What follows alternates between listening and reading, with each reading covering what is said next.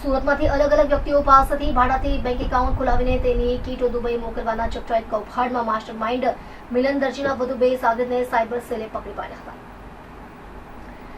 October 2024માં cyber સેલે મોટા વરાછા ગોપીનાથ સોસાયટીના સ્વાધ્યાય કોમ્પ્લેક્સમાં દરોડો પાડ્યો હતો। અહીંથી પોલીસે 17 આરોપીની ધરપકડ કરી હતી। પોલીસ તપાસનો રેલો છેક દુબઈ સુધી પહોંચ્યો હતો। આ ટોળકી પૈકી ચંદ્રેશ કાકડિયા અને મિલન દરજી તેમજ અન્ય સાગરીતો સુરતમાં જરૂરિયાતમંદ લોકો પાસેથી બેંક એકાઉન્ટ ખોલાવી તેની કીટ પોતાની પાસે લઈ લેતા હતા। આ સમગ્ર કીટ દુબઈ ચાઇનીઝ ગેંગને મોકલવામાં આવતી હતી।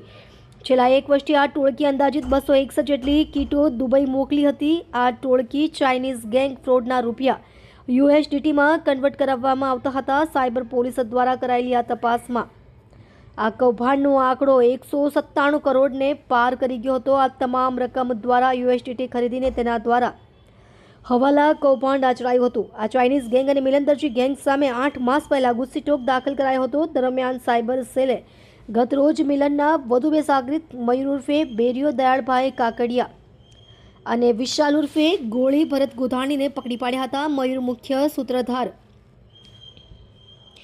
મિલન દરજી સાથે દુબઈ રહી अलग अलग बैंकों ATM कार्ड द्वारा दिराम उपाड़ी मिलने पहुंचाड़तो હતો। विशाल बैंक कीटो मेळवी अजय इटालिया અને જલ્પેશ નડિયાદાને પહોંચાડતો હતો। આ ગેંગ સભ્યોની અલગ અલગ રાજ્યોમાં નોંધાયેલા 27 ગુનામાં ધરપકડ કરાઈ હતી અને સાથોસાથ પોર્ટલ પર 1867 ફરિયાદો થઈ હોવાનો પણ ઘટસ્ફોટ થયો છે।